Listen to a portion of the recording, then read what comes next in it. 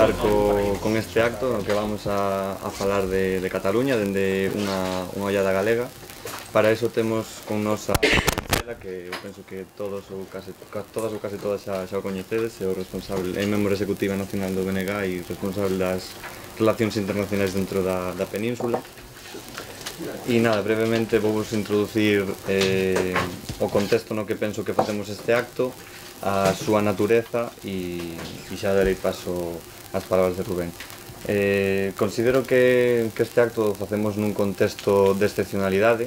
No Cataluña afronta un momento de excepcionalidade cun 155 que se está levantando, por decirlo de unha forma, pero que durou máis ou menos 6 meses.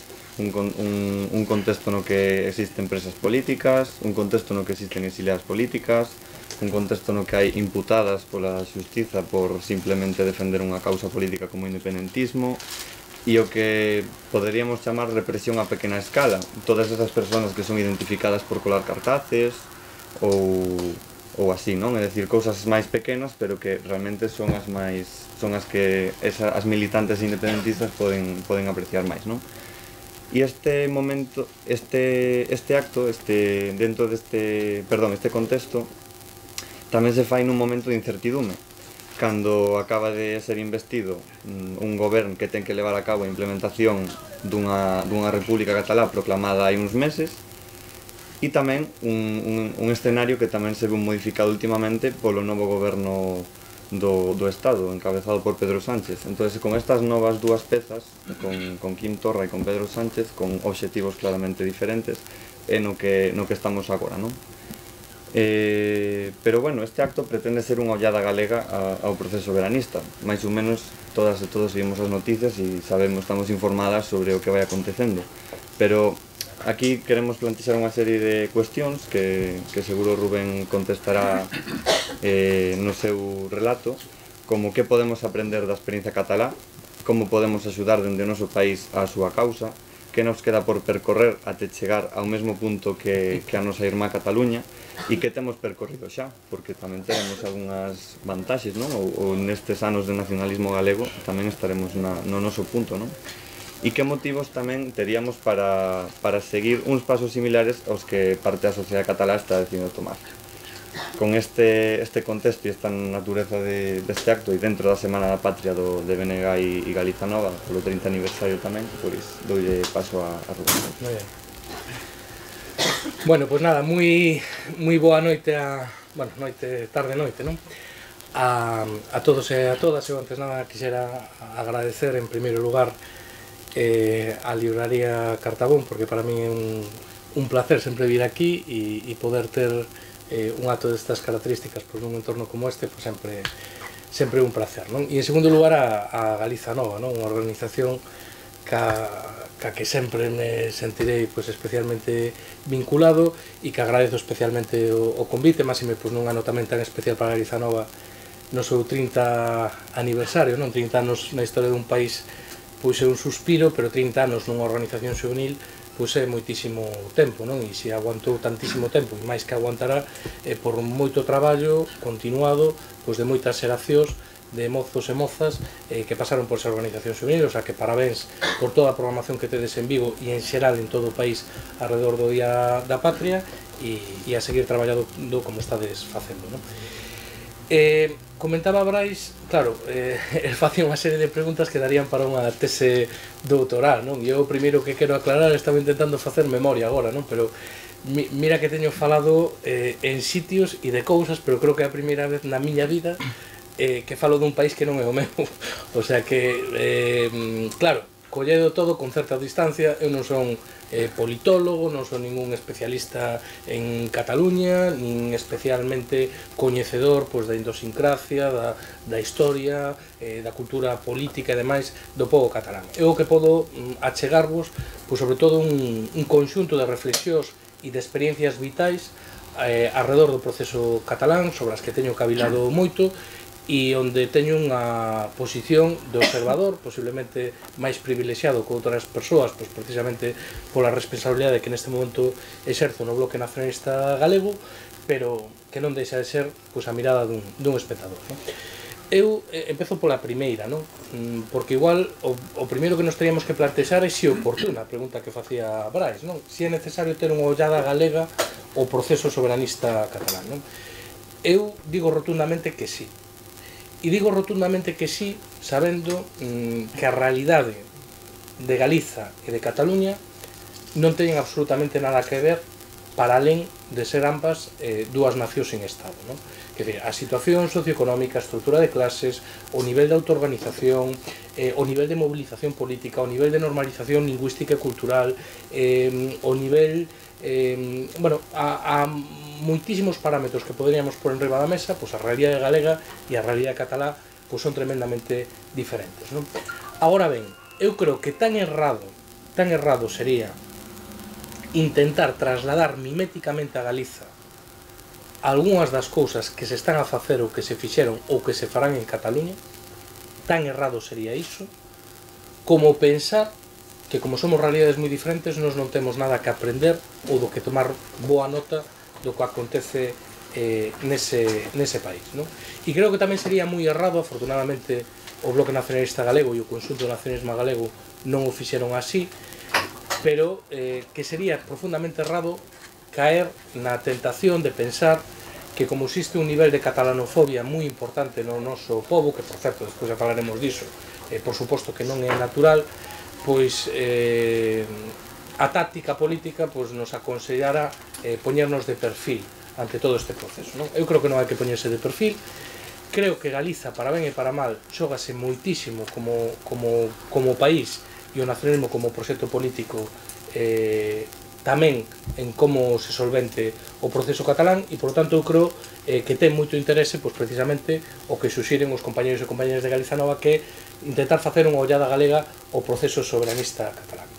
Que reflexións ou que impresións ou que, como dicías ti, aprendizaxes podemos facer? Bueno, eu hai un primeiro que para min é fundamental, creo que era Mandela, non? Que decía eso de que todo parece imposible ata que se fai. Eu podo vos asegurar, e teño falado con moitísima xente moi implicada na dirección do proceso soberanista en Cataluña, que nin o independentista máis optimista de Cataluña hai 5 anos acreditaría en que se podría chegar 5 anos despois o que se fixo 1 de outubro ou 3 de outubro, non?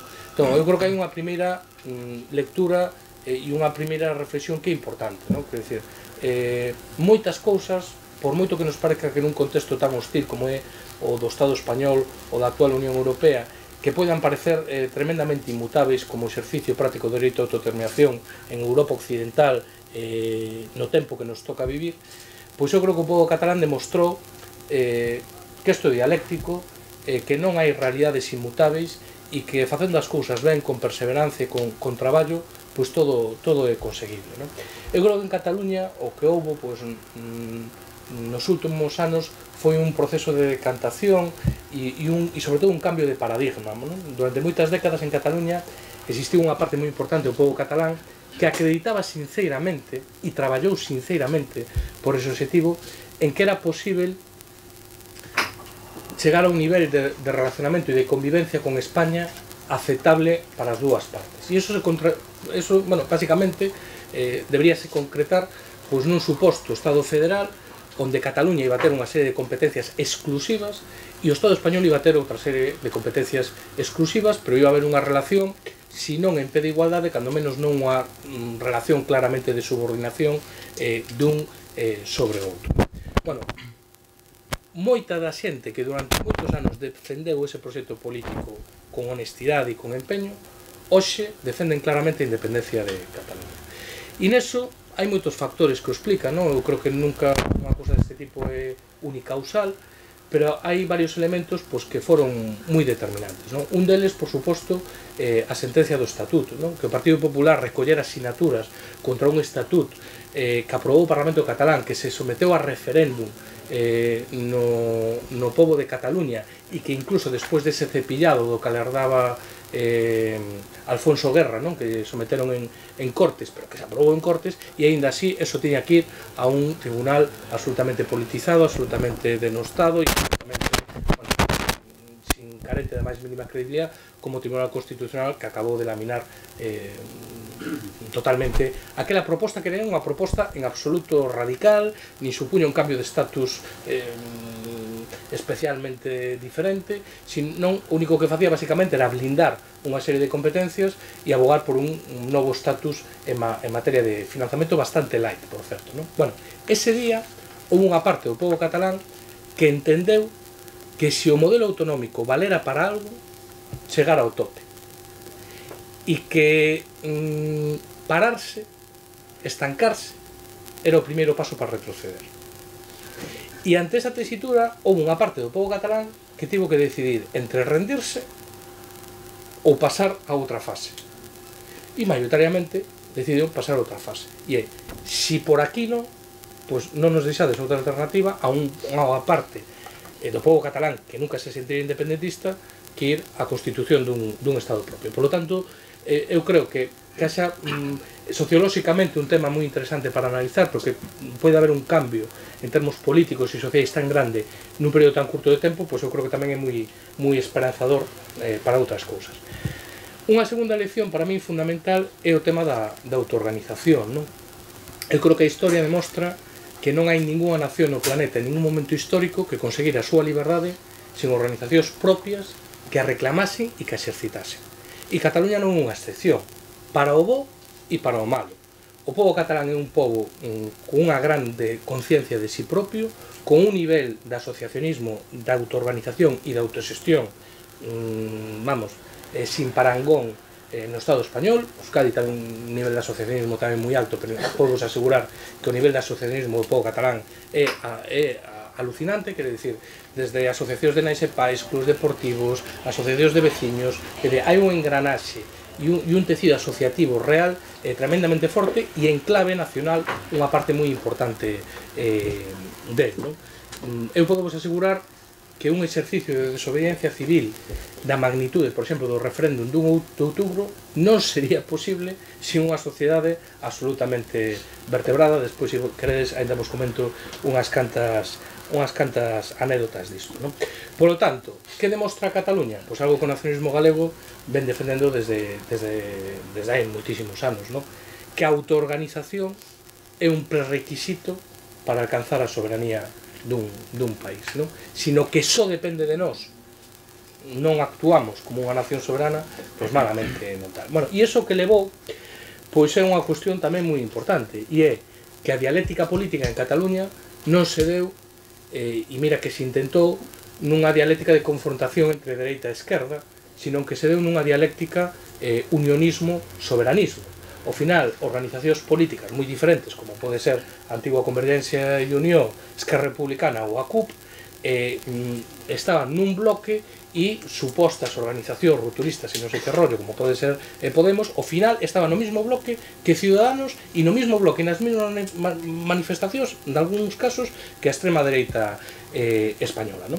E tamén decía que temos que tamén sacar lecturas tamén negativas ou positivas no noso caso. Eu creo que unha das eivas máis palpables que se viu no proceso soberanista catalán é a falta dun sindicalismo nacional e de clase, non?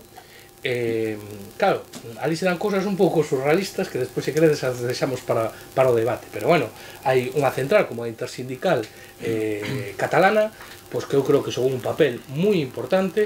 Ao final, a folga xeral do 3 de outubro convocouna en solitario a intersindical, con boicot expreso de comisións de UGT, e, bueno, agudizou algunhas contradicións que afortunadamente nos aquí temos máis resolto, non? Por lo tanto, eu creo que unha das leccións moi claras que deixa o proceso é que detrás da reivindicación do exercicio do dereito de autodeterminación ou hai pobo detrás ou queda pois nunha proclama bastante estéril, non? Entón, que o fundamental de todo isto é arrastrar pobo e ter pobo detrás desa reivindicación.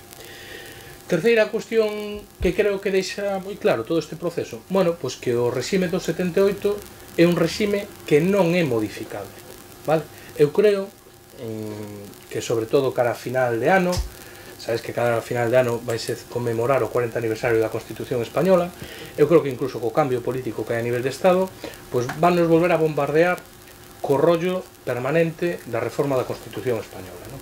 Bueno, eu creo que o proceso soberanista catalán o que demostrou é, primeiro, que había autonomista para un proceso político, para un proxecto político soberanista é unha vía absolutamente morta, e que a reforma da Constitución española é unha absoluta quimera, non? Por qué? Bueno, para empezar, porque se algo do que se deron conta os cataláns é que España é un estado que non é federal, pero que tampouco quere ser. E segundo, creo que non é casual que en todo este período de 40 anos a Constitución española só tivera dúas modificacións. A do artigo 13, que foi para inserir o Estado español en Maastricht, e a do artigo 135 para garantir que se paga primeiro a débeda aos acreedores que calquer outro tipo de gasto social. Se vos fixades, os dous únicos cambios que houve na Constitución española, ningún deles emanou dunha demanda popular, sino que foron impositivos da Unión Europea, e para iso non houve problema. Pero non se tocou nunca nada máis. E iso non é casual, non? Non é casual por dúas razóns. Unha, porque os grandes partidos españois, todos, desde Ciudadanos hasta o Partido Comunista de España, todos coinciden no fundamental, e é que no Estado español só hai un suxeito político, que é o povo español, e a partir de aí discute o que queiras, pero parten do mismo. E segunda razón, porque claro, a propia Constitución española require maiorías cualificadas para a súa modificación, non? Para a súa reforma son maiorías de 3/5, artigo 167 da Constitución, e para a súa revisión de 2/3, artigo 168, non? Que quere dicir iso? Que é imposible modificar a Constitución española sin que este de acordo a dereita española, por moi mal que este, e en calquera das súas formulacións. Quer dicir, porque a dereita española sempre vai a ter dereito a veto a esa reforma da Constitución. Dixo Aznar unha vez, isto contoume a min, estamos aquí en familia, isto contoume a min un día por outra cuestión Ibarretxe. Dixome Ibarretxe que yo dixera Aznar personalmente, dixo, mira Ibarretxe, se algún día se modifica a Constitución, modificará o Partido Popular. E decía con todo, quedime pensando no rollo, dicía, pues con toda a razón, dixo, porque se o facemos nós, seremos nós que legitimemos. Se o fai o PP, corrémolos a gorrazos, o sea, se o fai o PSOE, corrémolos a gorrazos, e ademais nos vetamos esa reforma. O sea, que o día que se faga unha reforma da Constitución será co PP no goberno. En calquera caso, ten que haber participación directa da dereita española, que por suposto, eu, mira, digo vos unha cousa, esta é unha apreciación personal, eu cada vez que se fala de reforma constitucional, eu temblo, porque aseguramos que se hoxe é unha reforma constitucional é un sentido claramente involutivo. Para que se faría hoxe unha reforma constitucional? Oi, pois o que non estaba regulado do 155, non vos preocupedes que se vai a regular agora. Si hai que exixir que os partidos políticos xuren a Constitución xa nos seus estatutos, e se non son ilegais, non te preocupes que xa vamos a por.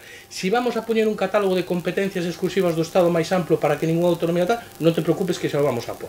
Si vamos, quero dicir, que hoxe, desde logo, o que vexo é que calquer reforma da Constitución, que a actual situación que hai no Estado español, pois sería nun sentido claramente involutivo, non? Ou como ten advertido xa Ciudadanos ou o propio Partido Popular, incluso para revisar, pues, por exemplo, o concerto vasco ou outro tipo de cuestións. Por lo tanto, eu creo que a Constitución española, se algo demostra o proceso catalán, é que non é reformable, pero creo que a Constitución española é superável e hai que superala, pero a través de procesos constituintes nas nacións sin Estado. Terceira ou cuarta reflexión que fago do proceso catalán, para mí moi importante, a unidade na diversidade, non? Eu antes facía referencia a unha cousa que eu creo que é moi importante. Se demostrou algo Cataluña, e este é un debate que aquí levamos con el, afortunadamente ahora non tanto, pero estivo, bueno, no ámbito do nacionalismo galego na última década, pois moi presente. Se demostrou algo Cataluña é que para unha nación sin Estado non é importante, é imprescindível a unidade de acción daquelas forzas políticas que reclaman a soberanía desa nación. Agora ben, o que demostrou Cataluña é que esa unidade nin ten por que ser necesariamente orgánica, nin ten por que ser necesariamente electoral. O que ten que haber é unha mínima diagnose común do momento e dos obxectivos, e unha mínima, a mí non me gusta nada a expresión esta de folla de ruta, pero unha mínima axenda común onde determinadas organizacións estén dispostas a supeditar obxectivos básicos como patriotas, como nacionalistas, a respeto de legítimos intereses partidarios, ¿no? E iso foi o que se fixo en Cataluña e o que se está a facer.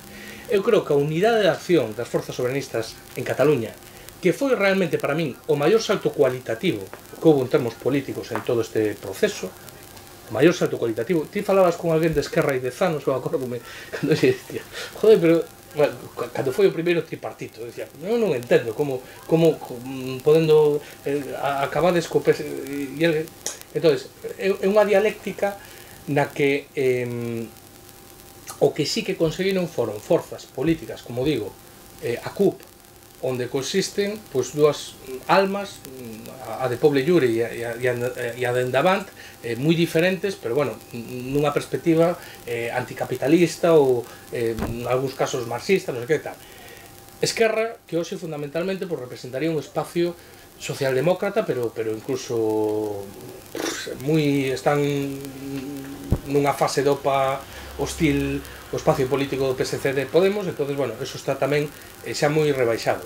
E o espacio político do PDeGAT, que é basicamente algo máis, no caso de Junts per Catalunya, pero basicamente o que representaba a Convergencia Democrática de Cataluña, bueno, que representa pues, un sector máis liberal no económico e no tema nacional, pues, non, por lo menos ata agora, non tan contundente. Bueno, o que conseguiron é forzas políticas tan diferentes manter unha certa unidade de acción e crear un bloque soberanista con respecto a un bloque unionista, non? Por lo tanto, o que demostraron na práctica é algo que aquí no teórico levamos defendendo moitísimo tempo, e é que nunha nación sin Estado a contradición fundamental é a contradición nacional. Eso non quere dicir que non existan contradicións de clases, sino que eso vai nunha mesma simbiose, pero desde logo a prioridade, unha nación que non pode decidir sobre si propia, ten que ser a súa propia liberación, non?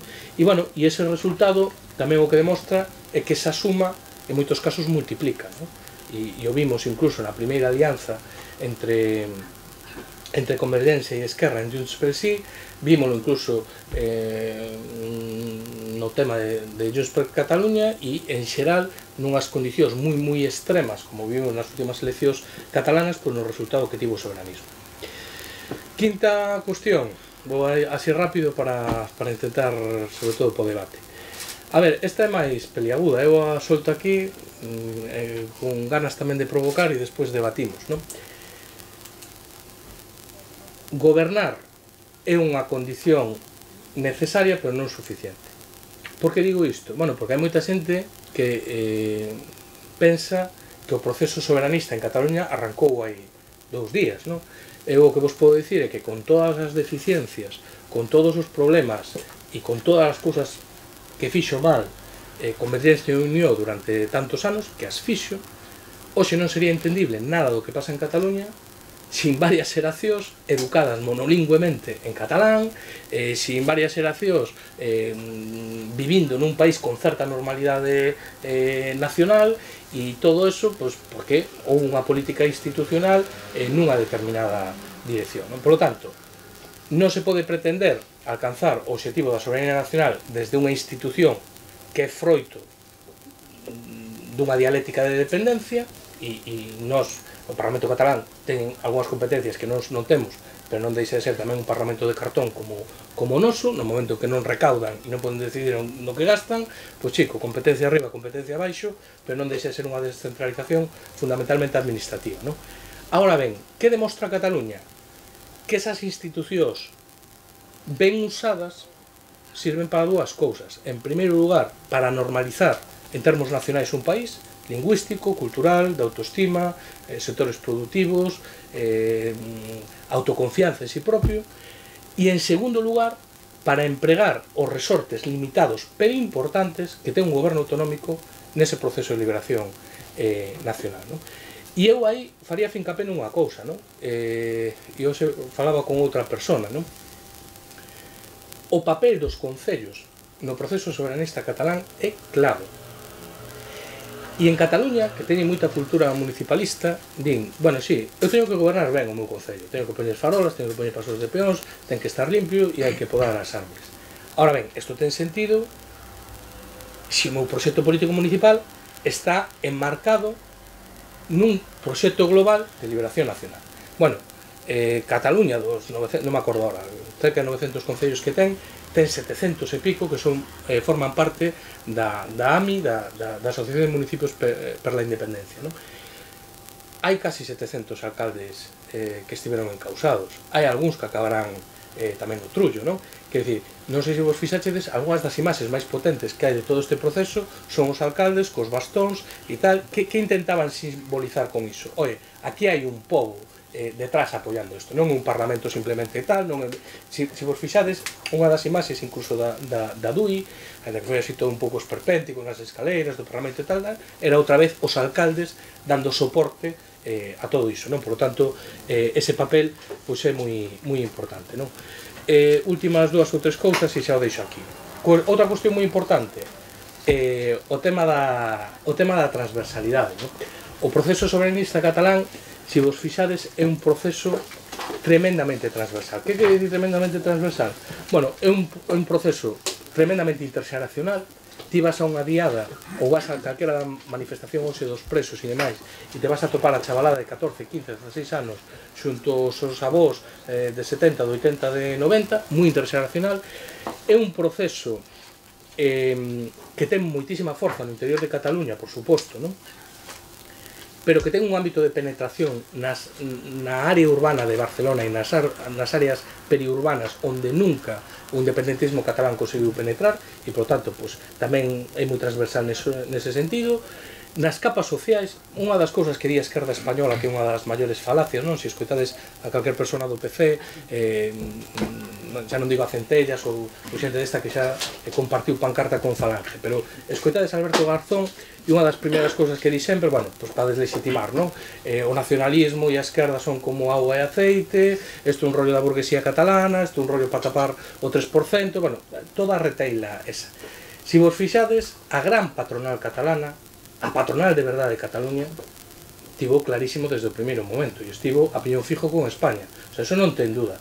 O papel de la Caixa, do Sabadell, dos grandes poderes económicos de Cataluña, a gran patronal de Cataluña, estivo indudablemente co goberno español. Outra cousa é a patronal da pequena e mediana empresa en Cataluña, que non é a pequena e mediana empresa de aquí, onde sobre todo en Lleida, en Girona, menos en Barcelona, ten un peso históricamente o nacionalismo moi potente e onde hai empresarios moi comprometidos co país. Pero en xeral o proceso catalán é un proceso popular, de maiorías sociais clarísimamente, de nados en Cataluña e de non nados en Cataluña, de independentistas convencidos e tamén de federalistas, de confederalistas e incluso de autonomistas demócratas, porque eu creo que esta é outra das lecturas do proceso catalán, que para defender o que se está facendo en Cataluña non fai falta ser independentista, abonda con ser demócrata, e hai moita xente en Cataluña que non defende a independencia, pero defende o dereito do povo catalán a poder decidir o seu futuro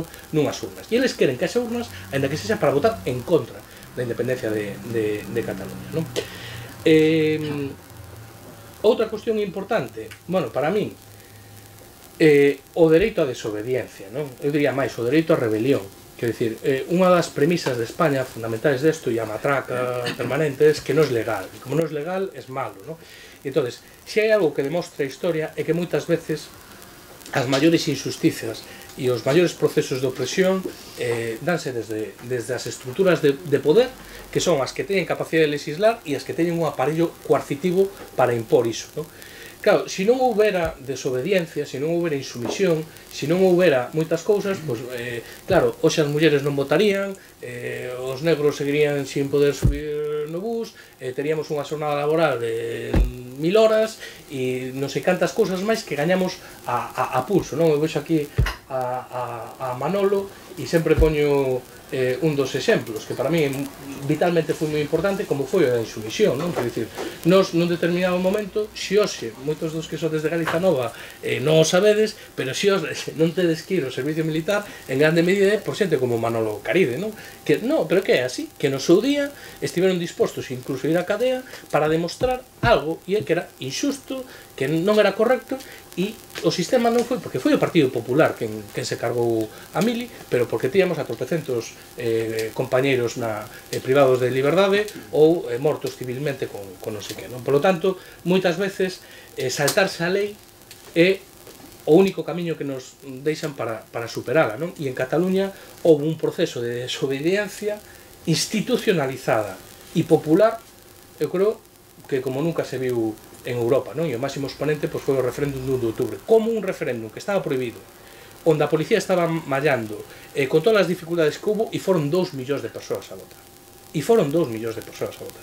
Como pode haber un proceso de movilizacións tan potentes e tan continuadas durante 6-7 anos? Eu fui algunha diada, eu non sei se había 1 millón, 1 millón e medio, 2 millóns, é que me dá igual. O sea, como pode haber tantísima xente na rúa e que non se rompa ninguna papelera, non?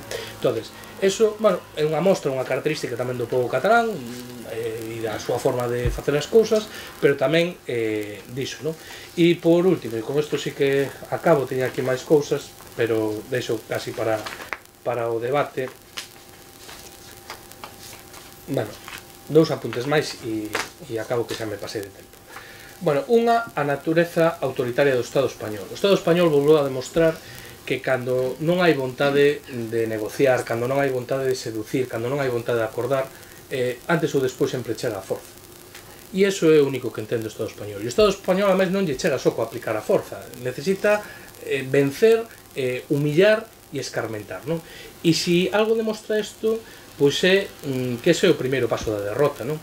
Que un Estado que se di democrático persiga urnas, manda a policía a pegar a poboación civil que vai a votar libre, democráticamente e pacíficamente, que aplique un artigo como o artigo 155 disolvendo o autogoberno dunha nación, que proíba webs, que censure charlas, que persiga papeletas, que utilice os servicios de inteligencia do Estado español, o CNI, contra os dirixentes do Procés, que utilice tácticas de terrorismo financiero para... Bueno, pois eso é unha mostra tamén de grande debilidade por parte do Estado español, non? Bueno, isto tamén o que demostra é que o Estado español só está disposto a pactar cando xa perdeu. E isto demostra tamén a moita xente que de boa fe quere unha salida negociada e pactada, que a única fórmula de que o goberno español se sente nunha mesa a falar e a dialogar e a pactar é gañar, non? E, polo tanto, pois eso tamén é tal. Outra cuestión importante que comentábamos antes de empezar a charla é que isto tamén desenmascarou a Unión Europea, non? Nos, aos galegos, ao nacionalismo galego, ninguén nos ten que dar leccións desto, non? O Bloque Nacionalista Galego foi contrario ao modelo de entrada do Estado español na Comunidade Económica Europea, fomos contrarios a Maastricht, fomos contrarios ao modelo de Unión Monetaria, fomos contrarios ao Tratado de Lisboa, o intento de amago de construir... Bueno, nós neso temos un doctorado, e é máis, lendo xe textos do Bloque de hai 20 anos, pois podemos decir, joder, que bueno, en fin, que non analizamos precisamente malas cousas, non? Bueno, non é o caso dos cataláns, en xeral, dos vascos, non? Sempre moi pro-europeos, moi europeístas, e que eu creo que aí pecaron de inxenuos, non? Moitos deles pensaban que, bueno, que Europa era a salvación, non? Que cando se vira que isto era unha burrada, antidemocrático, a Unión Europea iba a chegar e iba a mandar parar, non? Bueno, por lo menos están vendo a luz, non? Bueno, e isto demostra que a Unión Europea pois, é un clube de estados que non se agreden entre sí, que en xeopolítica, bueno, pois hai outros factores que interveñen, máis alá de quen tenga razón ou de que é o democrático ou o correcto, e despois, bueno, pois unha evidencia, non? Que na Unión Europea, quitando Portugal, pois non hai moito estado que sexa uninacional, non? E Cataluña, polo seu peso demográfico, económico, pola súa posición xeoestratégica no Mediterráneo, non é nin Kosovo, nin Letonia, nin Lituania, nin é República Socialista, non? Por lo tanto, o tratamento, pois evidentemente non vai a ser o mesmo, non? Bueno, e o resto, casi o deixo aquí e o deixamos para o debate.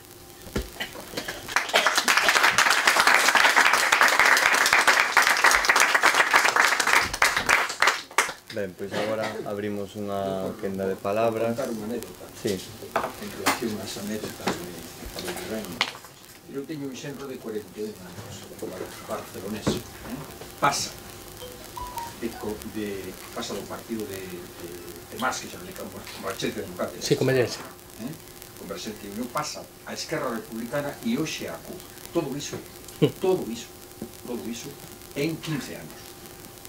Como anécdota, E logo, falache de algo que é tremendamente importante e que nos non percibimos. Nos non percibimos porque a práctica política dos concellos no noso país non é esa. É dicir, a capacidade de dinámica, de dinamizar a sociedade catalana, os concellos en Cataluña, non podemos apreciarlo porque nós non temos esa experiencia. É dicir, é extremadamente potente iso, extremadamente potente. Aparte de toda a capacidade dinámica da sociedade catalana que é multísima, ¿no? E aparte do ben informados que están para casi todo, para casi todo. Claro, sí. É dicir, teñen moi pouco coco comido por el país, el mundo e demás, Sí. E la cadena SER, moi pouco comido coco por aí. Mira unha cousa, ti comentas unha cousa que é fundamental e tamén nós para tomar nota, non? Que dicir, hoxe en día, máxime en Europa occidental, claro, os medios de comunicación son máis importantes que os tanques. Vale? Nos termos dos que estamos falando, vale? Entón, que pasa? Unha das grandes fortalezas do povo catalán é que a estrutura de medios, afortunadamente para eles, non ten nada que ver ca nosa, vale? Entonces, incluso os medios prosistémicos se teñen que cortar, quer decir, incluso a liña editorial de La Vanguardia, que para eles é Satán, xa me gustaría a mí que tivéramos unha liña editorial así de algunhas cousas, entendes? E algúns tertulianos e algúns escribanos dos que escriben a Vanguardia, non? Pero claro, eles que conseguiron demostrar unha cousa, que no momento actual, onde as redes sociais son un papel moi importante, onde os medios digitais con relativamente pouco investimento poden chegar a moita xente, medios como VilaWeb, como Nacional.cat, como Nación Digital, como, bueno, toda unha serie de Oara, tanto en papel como en digital, bueno, eles o que demostraron é que tiñen a capacidade de chegar moita información a moitísima xente. E iso obriga a dúas cousas. Unha, se tes medios que están contando unhas cousas, os outros non poden mentir tan descaradamente como cando non tes competencia. Primeira cuestión importante. E segunda, houbo toda unha serie de xente que se deixou de informar por medios españois. Vale? Terceiro, uns medios públicos decentes. Mira, eu nunha reunión que mal, por outra historia e tal, co director de Cataluña Radio,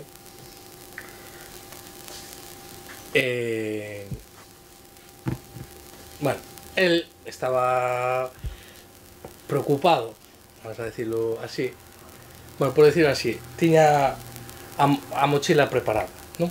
Porque, bueno, eles tiñan unha orde moi taxativa do Tribunal Constitucional de non emitir publicidade institucional do referéndum, non? E os medios cataláns públicos se que o fixeron, non? E el saliu publicado no BOE como tal. Bueno, el que decía, mira, é que é alucinante, joder, porque a nos acusan e no Parlamento tes que escutar cada cousa de falta de pluralidade, que non sei que é o medio máis plural que hai no Estado español. Aquí o PP, que é absolutamente residual, aquí e ten voz en todos os debates, non se nos ocorre facer un debate sin o PP, sería impensable, e Ciudadanos, e non sei que, e non sei cuánto, nos as tertulias, o sea, medimos todo tal. E decíame, eles en privado, recoñécenche que é así. E veñen a pedirche perdón, incluso, de dicir, oye, mira, no Parlamento dinche caña, joder, pero non me tomes a mal, tal, porque teño que facelo, pero, bueno, certamente, a mí en Radio trátame moi ben. Entonces, claro, uns medios públicos decentes, uns medios privados que se teñen que teñen que ponderar, e uns medios alternativos, pois certamente que demostraron que se pode xogar un papel moi importante, non? E despois hai un factor que non é menor, que é o presidente dun país que é xornalista. Vale? Digo isto por unha cuestión, porque normalmente vos vedes os xefes de Estado de Europa, e a maioría deles pois, son do mundo do dereito, da economía, de políticas e tal. Bueno, Carles Puigdemont é xornalista, vale? E iso podemos asegurar que non é menor.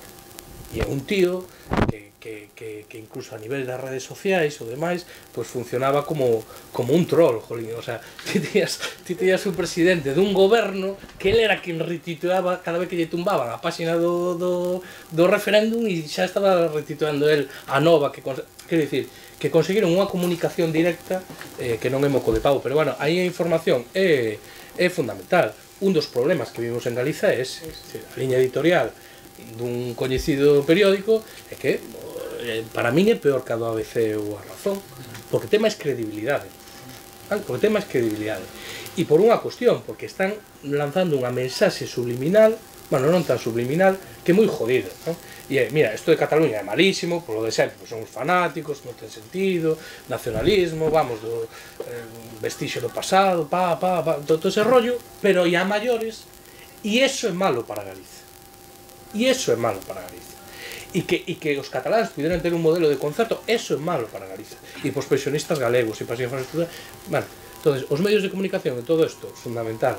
Moralexa, pues apliquémonos o conto e impliquémonos nos aquí tamén en ter unha alternativa a eso. E despois o cambio sociolóxico pois está aí, que hai unha década pois tiñas un 10% algo máis de independentistas declarados, ata aí uns días estaba rozando o 40%, non creo dicir, eso non é casual, non? Eles aí conseguiron outra cousa que non é menor, non? Aquí vía un dos cartaces que puxeron aquí os compañeiros, eles que conseguiron con unha iconografía e con unha linguaxe moi intelixente, non? O tema do dereito a decidir como eufemismo do dereito a autodeterminación, hai xuristas que agora o conceptualizan máis e tal, pero bueno, a orientación foi táctica e tal, é levar todo a unha cuestión ao terreo democrático, formal, non? Democracia contra autoritarismo, o sea, déixeme decidir, o sea, que demócrata pode estar en contra de poñer urnas, quen pode estar en contra de que se deixe a xente votar, e conseguiron vincular unha cousa, ollo, moi importante, que eu eso tamén o vin en Escocia, non? E é crear unha expectativa de novo Estado, non? E esa expectativa é interpelar a toda unha serie de xente de decirlle, eu quero construir unha república catalá onde se vai vivir mellor. E iso é moi importante, ollo, en Escocia, o que conseguiu o National Scottish Party é dicir, mire, nós temos petróleo, nós temos recursos, nós temos todo isto. A nós nos gustaría ter unha educación como a Noruega, gustaríanos ter unhas pensións como os suecos, gustaríanos ter unha sanidade como Dinamarca, e non sei que. Bueno, pois cos ingleses é imposible. Imposible. O sea, sean conservadores, laboralistas, imposible cos ingleses. Ahora, se temos un Estado propio, podemos construir un país mellor. Bueno, eso en Cataluña, ollo, porque o traballaron moi ben. Porque o traballaron moi ben, non? É dicir, mira, nós somos un país rico, con enormes posibilidades, simplemente recaudando os nosos impostos e podendo decidir en que gastalos, pois nós teríamos outras prioridades en investigación dese momento, en cohesión social, en non sei que, en vertebración, en comunicacións, viviríamos mellor, non? E, bueno, hai unha parte do povo catalán que comprou tamén ese discurso, sin ser independentista convencido, dixo, bueno, pues, é un proxecto de república pues, que me parece atractivo, non? E fixerono creíble, verosímil. Mira, eu vou a falar como catalán. Se podo pedir permiso para falar en castelán para sí, porque por favor, é máis fácil. Máis fácil para expresarme. Bien, el tema de que debido a los cambios que hubo a partir de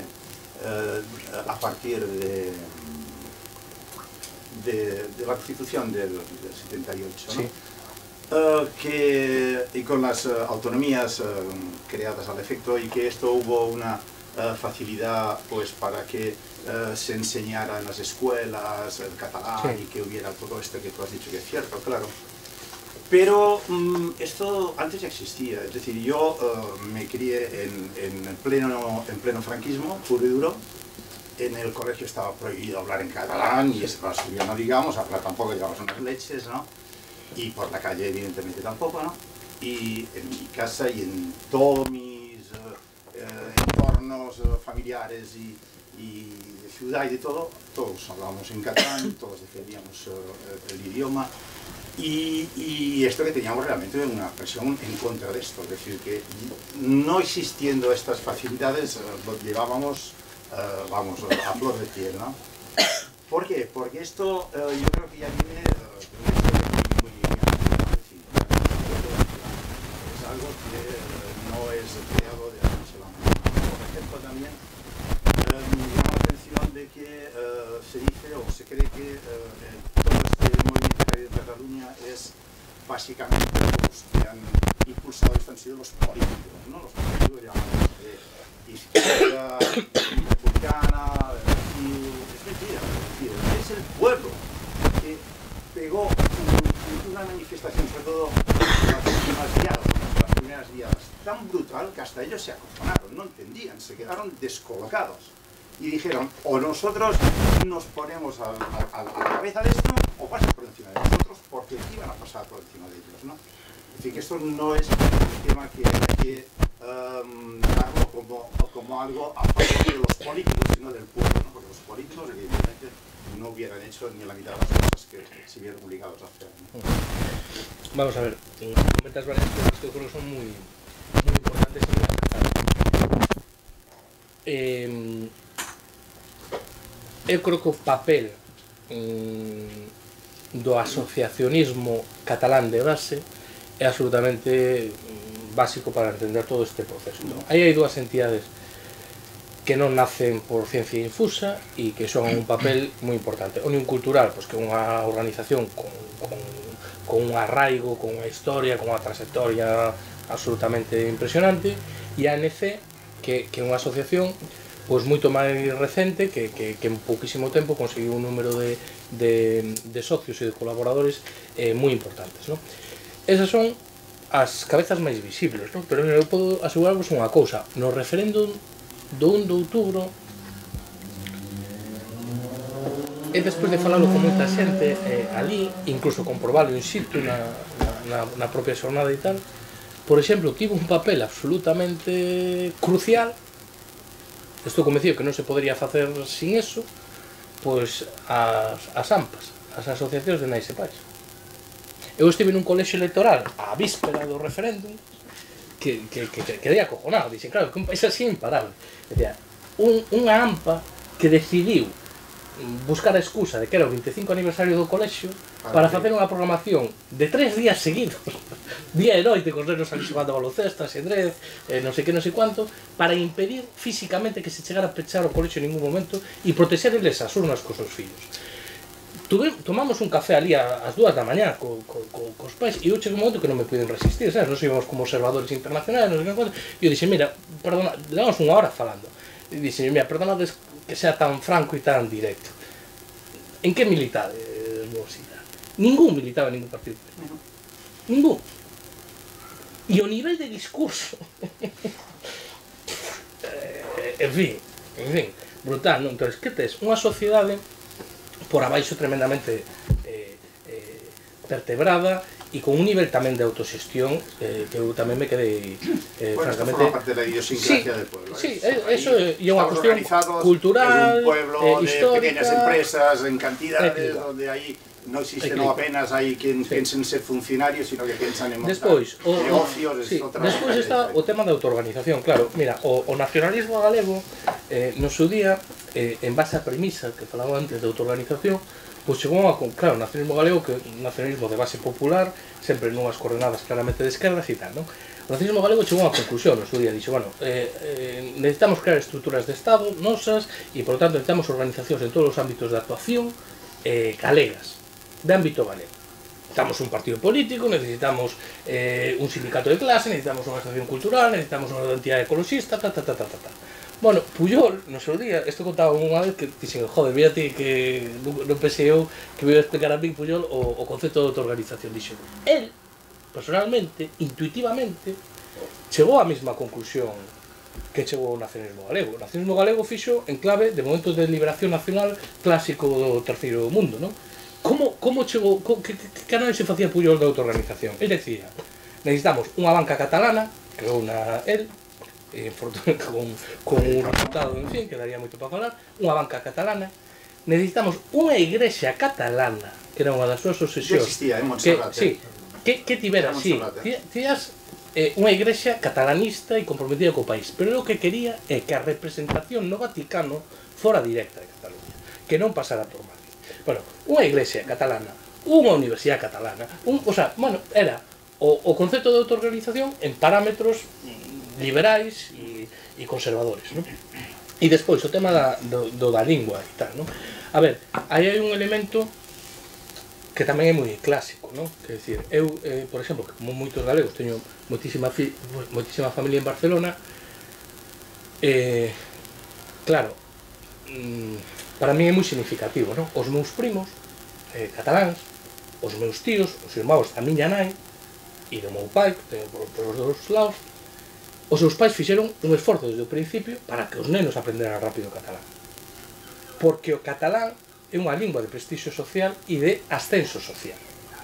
Os banqueiros, os suíces, os mellores remunerados falan catalán. Son os extremeños, os galegos, os andaluces, os que andan limpiando casas ou andan de camareiros ou andan non sei que. Como todo pai co seu fillo quere o mellor e quere unha...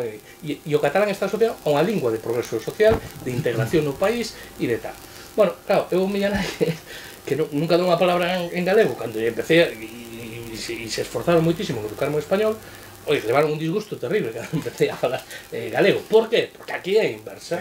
Oye, os médicos, os suíces, os banqueiros, a lingua do poder, pois non é esa, é a lingua popular. Entonces, claro, a estrutura de clase é moi diferente e as linguas non son ascéticas a eso, non? Pero que, bueno, que sí que é certo é que incluso durante a dictadura e no ámbito incluso do ensino privado, pois se conseguiron cousas que aquí serían absolutamente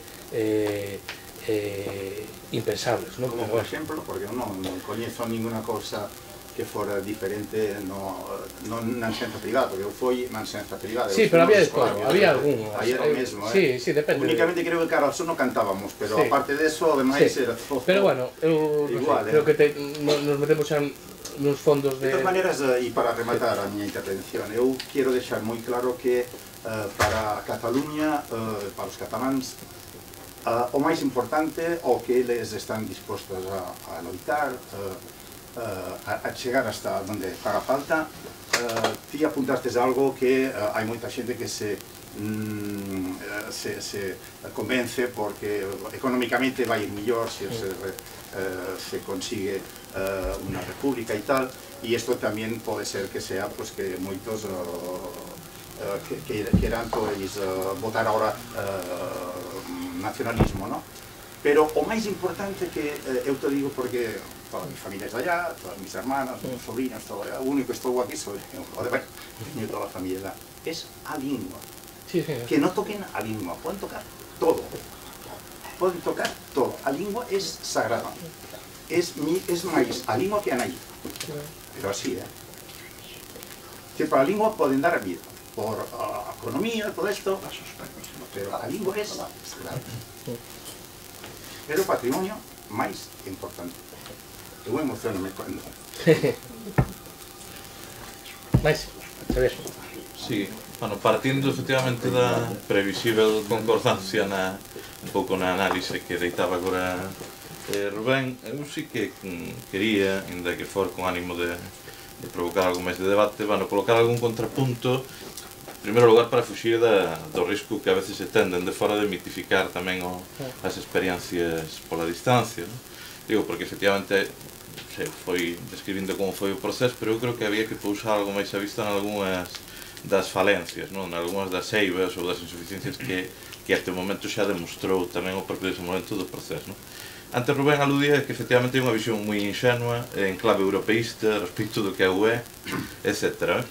Pero eu creo que incluso foi máis determinante esa visión inxenua, por sermos amáveis e non falar de unha visión sistémica, a respecto de cal é a natureza do Estado, do Estado como concepto político, do Estado español como expresión histórica, a respecto de que eu creo que mesmo se fai unha análise a veces, bueno, pois excesivamente legitimista mesmo do marco democrático formal español, e había expectativa real, ainda que infundada, de que España se iba a ver obrigada a conversar e negociar como unha democracia normal, como se o fose, simplemente forzando a celebración do referendo, que era unha expectativa que basicamente pairaba sobre todo no ámbito da Esquerra Republicana, da posibilidade de forzar un diálogo real a partir dese exercicio de desobediencia tamén moi limitado.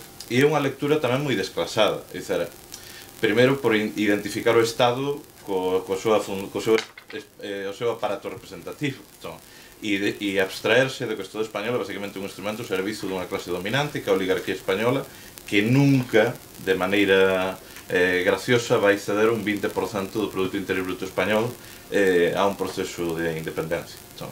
Eso eu creo que dende logo un hándicap, non? Xa non falo despois mesmo da proposta da aproximación de novo Estado catalán, bueno, inserido dentro da UE, dentro de tal, e cunha estrutura máis ou menos asimilável, homologável ao papel que cumplen outros Estados, pero dende logo sí que é un hándicap a hora de determinar ata onde chegou o choque, non? De pensar que España estaba en condicións de ceder ou de que España podía estar en condicións de...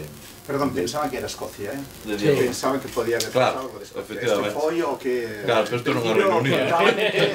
Porque os ingleses tampouco querían. Lo que pasa es que convenceron, intentaron falar con eles, dicir, no, oye, ya vamos a ser diferentes, vamos a dar máis cousas e tal. E pensaban que iban a ir por aí, E son dúas cousas máis.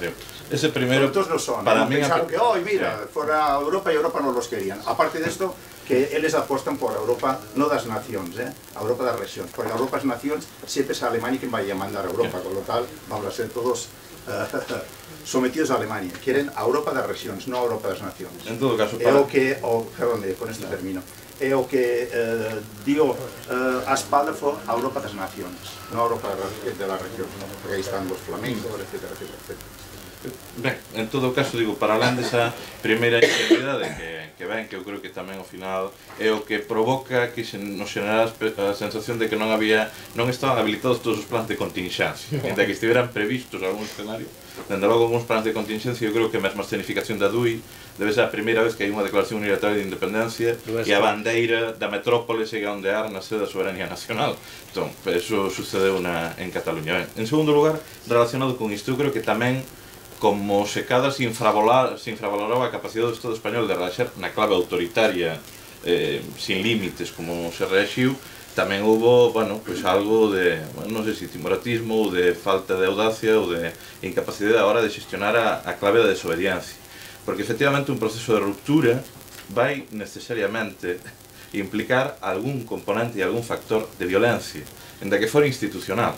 Ainda que non falemos de violencia no sentido estrictamente físico, dende logo é impensável que se dé un proceso de ruptura absolutamente ordenado, pactado entre as partes e tal. Outra cosa é como se pode conducir finalmente dese momento dese proceso, e dende logo esa xestión da desobediencia creo que se viu claramente após a aplicación do 155, onde tamén hai un ayornamento da resposta social, hai unha pacificación do clima social, entre outras cousas tamén co temor de non provocar un estalido ou de non provocar un escenario que iba a ser moito máis difícil de xestionar. Mas que eso tamén fana, que logo se pode efectivizar a proclama republicana. E eu creo que en todos nestes dous elementos hai, digamos, un factor transversal que os atravesa. Claro, hai unha enorme fortaleza que apuntaba moi ben Rubén, que é un tecido popular fortemente autoorganizado, unha cultura non só asociativa, unha cultura democrática de base, que dende logo está a anos luz da cultura democrática ou da ausencia de cultura democrática no conxunto do Estado. Hai, polo tanto, eso lles deu a posibilidade de promover un proceso de masas, abertamente, con esas características que comentaba, transversal, que atinxía moitos sectores, pero eu creo que tamén sí que, polo menos esa é unha impresión moi persoal, eu creo que sí que adoece dunha febleza, e dende logo en termos históricos ainda non está refutada, e é que ese proceso de masas e que ese enorme movimento popular carece dunha forza vector, que ben, que en marxismo se cualificamos como partido, pero que en todo caso non é unha forza vector que lle dé unha orientación, que lle dé unha coherencia e que sexa capaz de premer do proceso, de empurrar o proceso cando este, entra en etapas de estancamento ou cando o que estás enfrontando é ainda máis violento, non?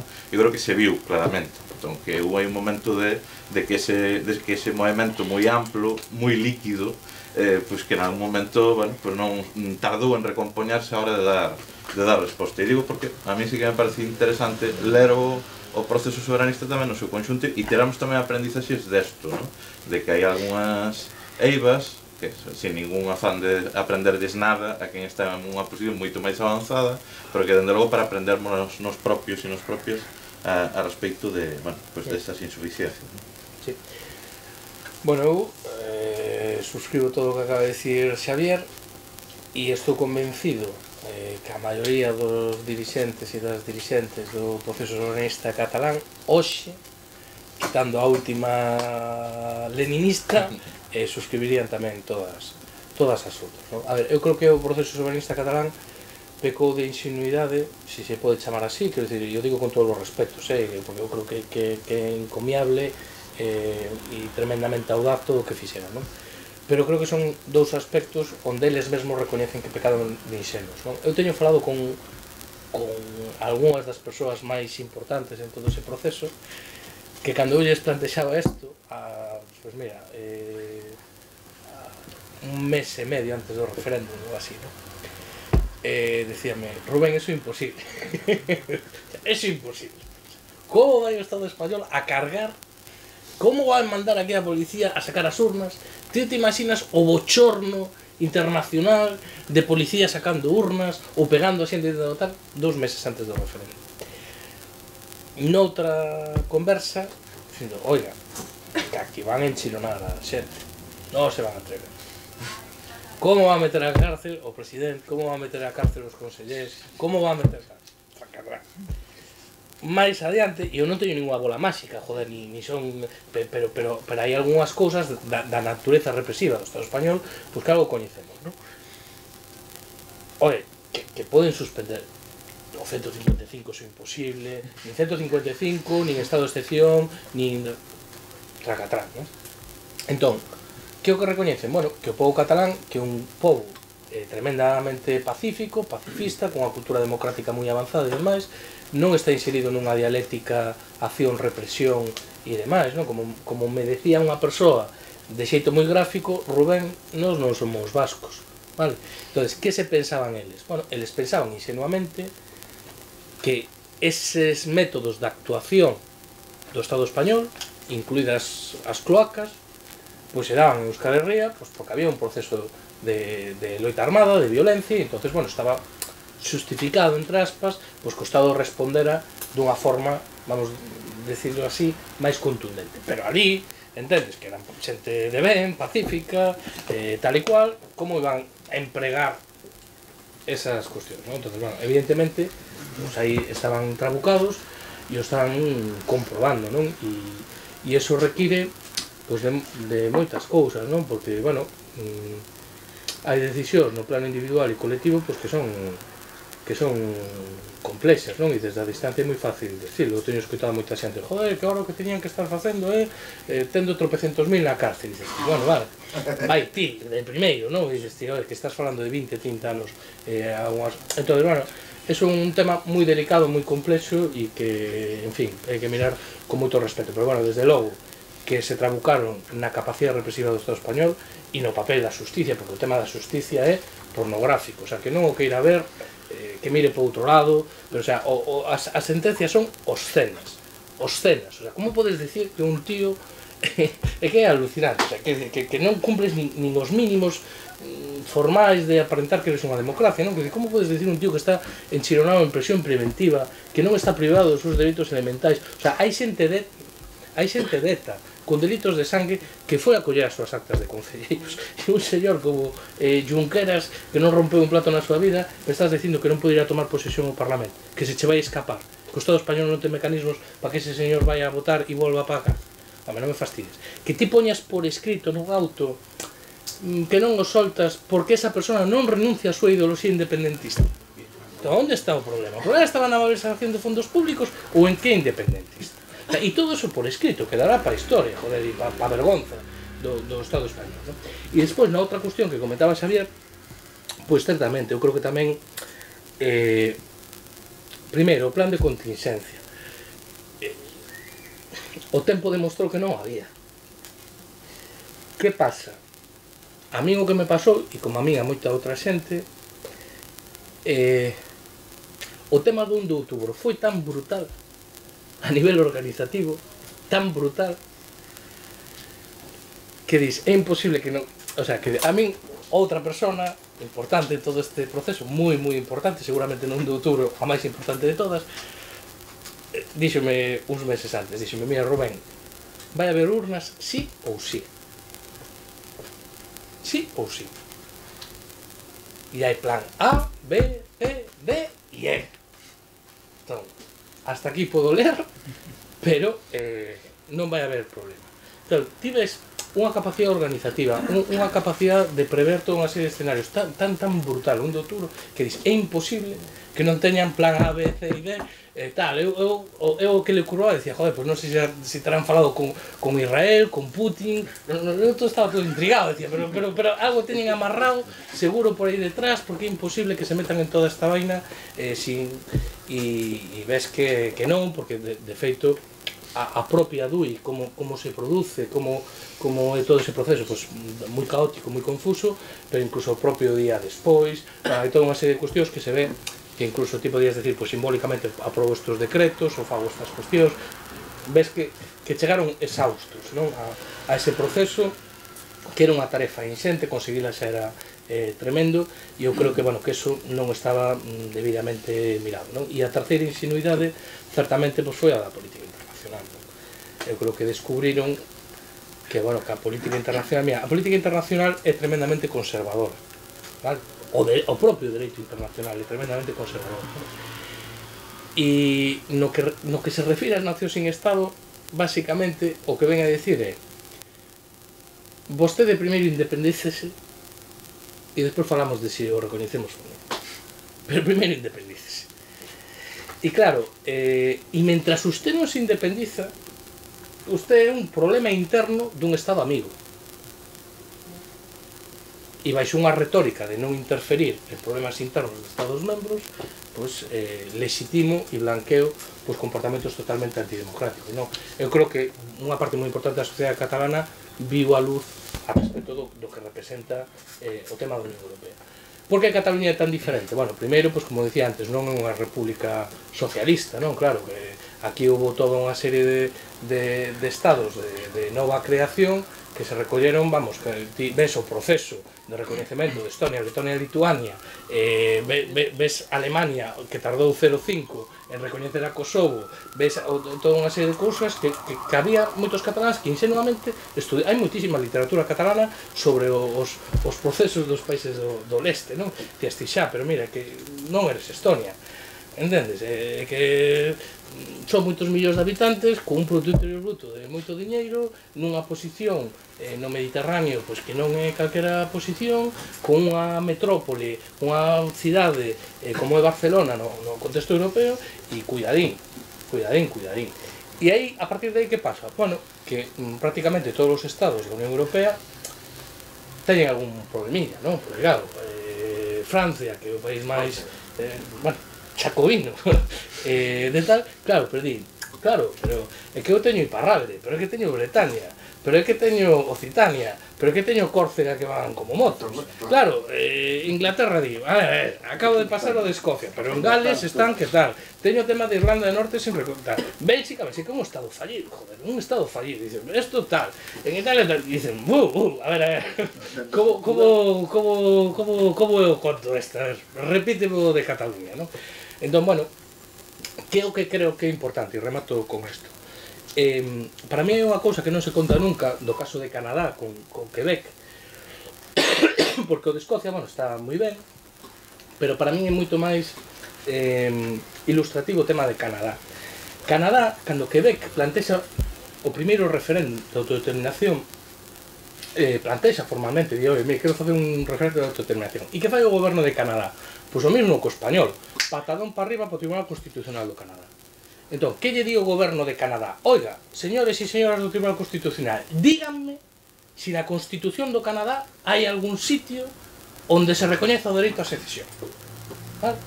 E que di o Tribunal Constitucional de Canadá? Pois mire, na Constitución de Canadá en ningún sitio fala do dereito a secesión, en ningún sitio fala de non sei que, en ningún sitio fala de non sei cuánto, pero a Constitución de Canadá di que somos un Estado democrático. E en base a eso, Quebec votou 2 veces. Vale?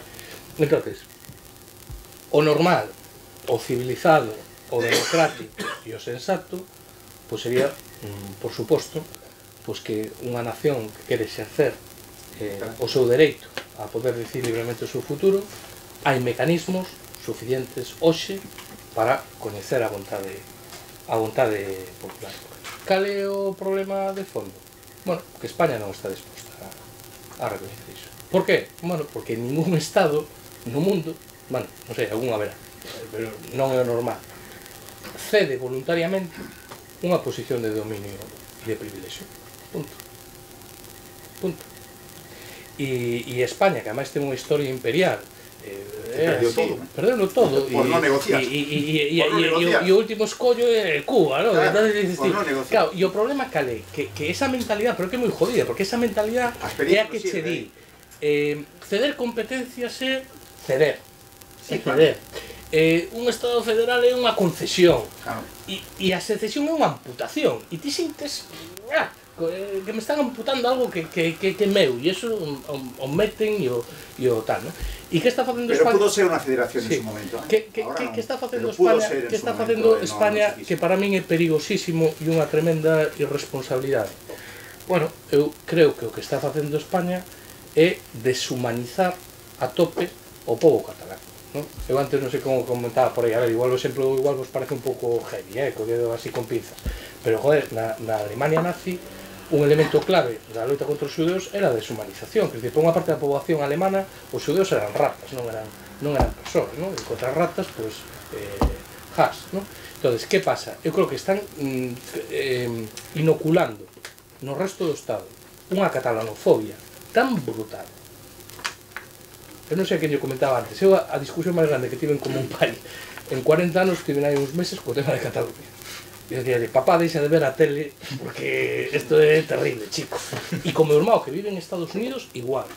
E dixe, tío, pero a ver, un pouco de a ver, serénate un pouco e vamos a analizar isto en termos racionais. É que non son racionais, é que os cataláns son uns fillos de puta, que son uns egoístas, é que son uns chantaxistas, uns fanáticos, unos locos, unos non sei que, e leña al mono, porque ti unha vez que consigues meter eso... Pero tampouco é agora, agora é máis duro, pero isto ya leva moito tempo. Eu tiño moitas experiencias porque son parte interesada e son máis sensible a estas cousas, pero de fai 30 e 40 anos que ya había algo deste problema. Cal é o problema desto? O problema é que se algún día... O problema é que se algún día alguén se senta a falar, pois vai ter que explicar moitas cousas na súa base social, non? Porque creo un caldo de cultivo, el a por ellos non é espontáneo, non é espontáneo, eso créase. E cando creas un exército de a por ellos, decir que agora te vas a poñer aquí a non sei que, pois é todo entendido, vamos, como...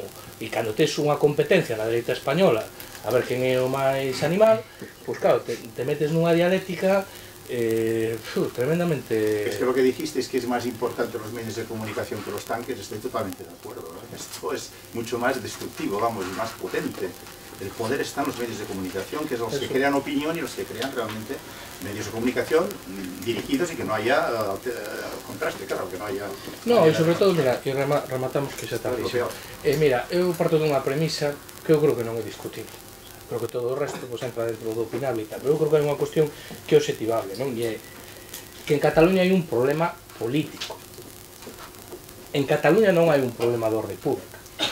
Vale? En Cataluña hai un problema político.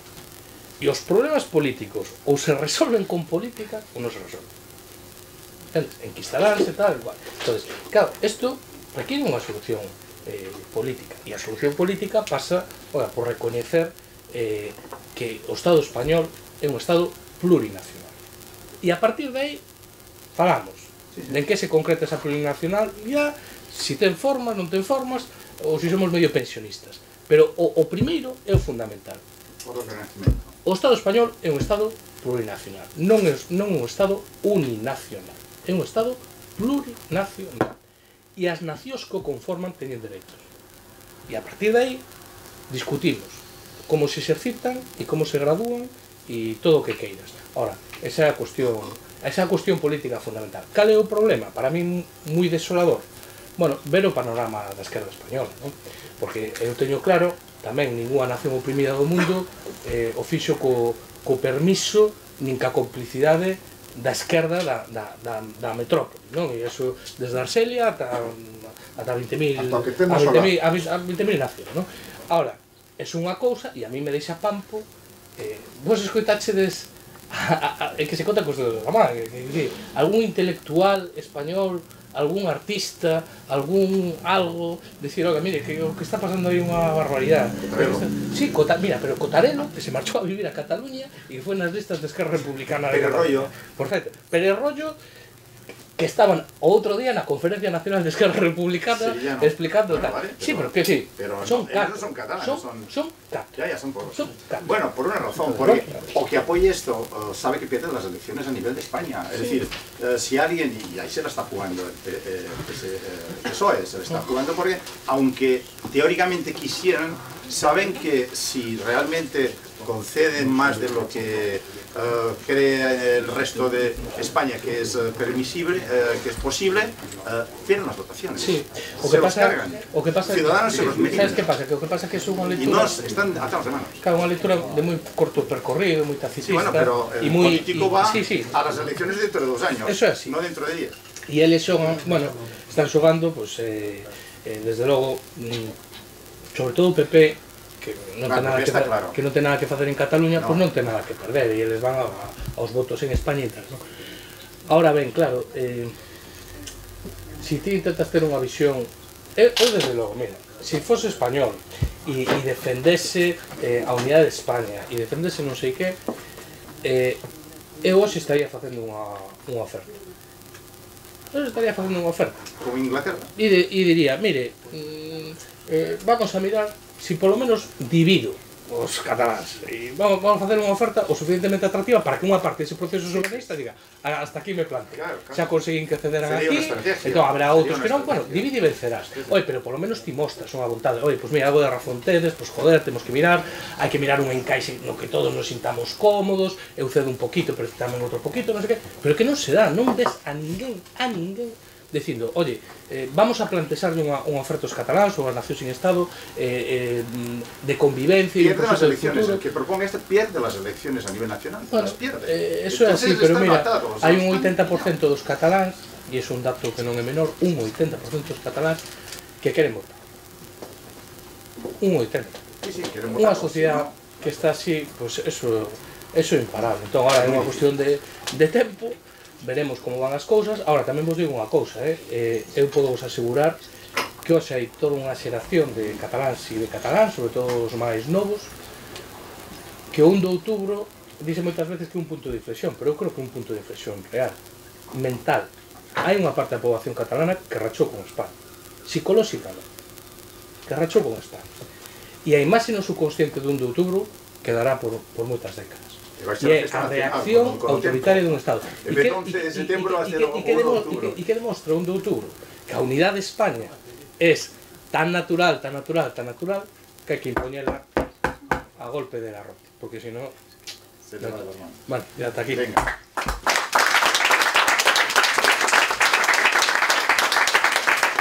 Bueno, pues moitas grazas por vir a todas e a todos, grazas a Rubén polas súas palabras e a todos que intervistes e animados a seguir participando nas actividades da Semana da Patria do Bloque de Galicia.